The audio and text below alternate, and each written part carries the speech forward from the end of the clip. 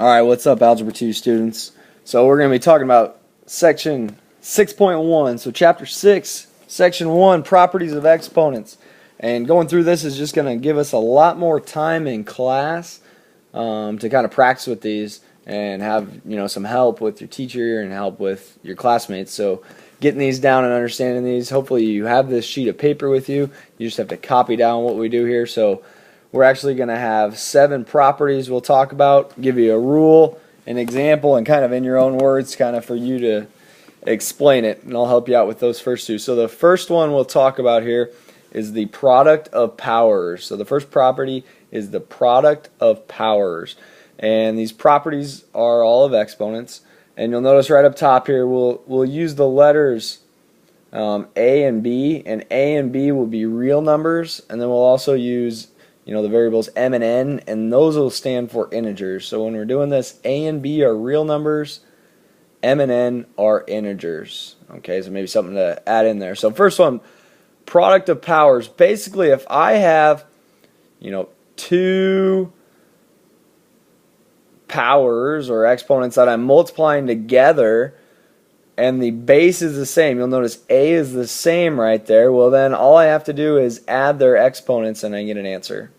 So if I have a to the m times a to the n, that becomes a to the m plus n. So let's look at a couple examples here. First one, 7 squared times 7 to the third. Well, the 7's the same, so we just have 7 to the 3 plus 2, which is 7 to the 5th. Okay, base is the same, we're multiplying, add the exponents. How about on the second example there, we have x to the 6th n times x to the third. Well, the x's are the same, so we really add those x's as exponents, so 5 plus 3, and the n we just leave alone. So it's x to the 8th n. Okay, x to the 8th n. Just add the exponents, but leave the n alone. Okay, so our property, our rule, and our example.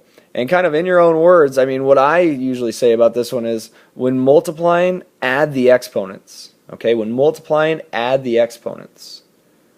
So that'll be our first property. If you got to pause or anything like that, feel free, stop, slow down. Second property is the power of a power property. So when we're talking about a power, we're talking about the whole exponent there. Power of a power. So you'll notice the rule is I have a power, a to the m, raised to an exponent, the n.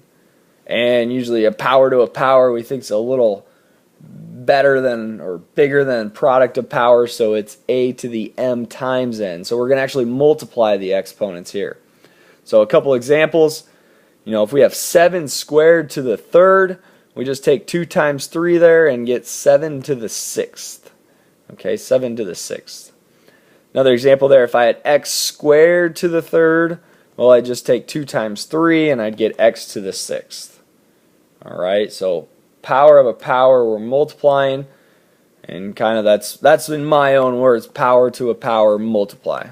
Okay, you can write down whatever you want to help you kind of remember these rules. Third rule is a power of a product. So when you think of product, we're multiplying, and a power, we're raising it. So what's that look like? So we have a product, a times b, and it is raised to the m. So ab to the m. And you'll notice the m really just goes to both of those there, the a and the b. So it becomes a to the m, b to the m. Example here. So if I had, for example, 7n squared, the 2 would go to both of these here, so it becomes 7 squared n squared, and we know 7 squared is 49, so it's 49n squared, and I can just leave n squared the same. Second one there, I've got x cubed times n squared raised to the 4th. Well, x and n aren't the same base, so I can't multiply those, but I can distribute this 4 into both of those. So it becomes x to the 3 times 4, which is 12, x to the 12th, and n to the 2 times 4, which is n to the 8th. So we're going to kind of distribute that exponent to both of my bases there, and I'll let you just kind of fill in your own words what you think there, how you do power of a product. Power of a product. Okay, next one is a negative exponent. So this happens anytime we have a negative exponent. So we're raising something to like a -2, a -3.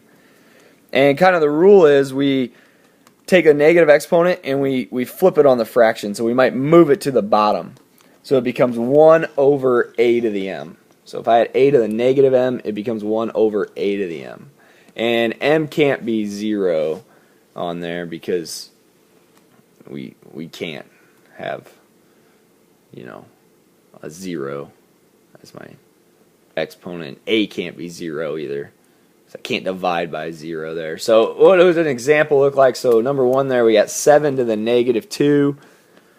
Well, I would just move that 7 squared to the bottom of a fraction, make it 1 over 7 to a +2, which is 1 over 49. Alright, how about if I had 1 over a to the -2 on the second one? Well, I move that a to the -2, I actually move that to the top, and it becomes a to the +2. So you'll move it to the other side of the fraction, and it becomes positive. Okay, so that's our negative exponent rule. Move it to the other side of the fraction, top or bottom, and then make it positive. Alright, moving along. And again, fill in your own words there with whatever you want. Moving to the fourth one, it's a 0 exponent. Anything raised to the 0 power. So anytime you have something raised to the 0 power here, and again, you can't raise 0 to the 0 power though. You can't take 0 to any power, it's just 0. But anything to the 0 power is 1. Anything to the 0 power is 1. So for example, 100 to the 0 is 1. Or x squared times y, a quantity raised to the 0, that's also 1. Anything to the 0 is 1. Okay, so in your own words, kind of fill in that other part there. We got 2 more properties. We're flying right along. The next one is a quotient of powers. The quotient of powers. So earlier we had a product of powers where we multiplied. Quotient of powers we're going to divide. So that kind of looks like a to the m over a to the n. And you'll notice back up top with the product of powers we multiplied and added.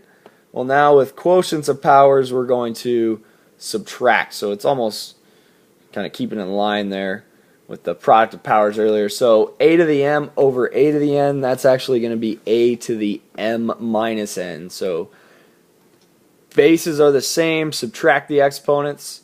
What's an example look like there? 7 to the 10th over 7 to the 7th. We really just subtract 10 minus 7, we get 7 to the 3rd. And you could get an answer there, just leave it as 7 to the 3rd. And then the second example, we've got a cubed x squared over a squared x. And we would just take each of those bases and subtract the exponents. So we'd have a to the 3 minus 2, that's a to the 3 minus 2, and x to the 2 minus 1. X to the 2 minus 1. So we just get a times x. A to the 1 and x to the 1 would be our answer there for this a cubed x squared over a squared x. So we just subtract the exponents of the like bases. Alright, last one here. So that's our quotient of powers. Fill in your own words. Last one is the power of a quotient. Very similar to a power of a product. We've got a power of a quotient. Basically we have a division there, a divided by b raised to the m. And again, we're just going to kind of distribute that m to everything here. So it's a to the m over b to the m. A to the m over b to the m. Our examples here. 7 over 2 cubed. So first example there is 7 over 2 cubed raised to the second.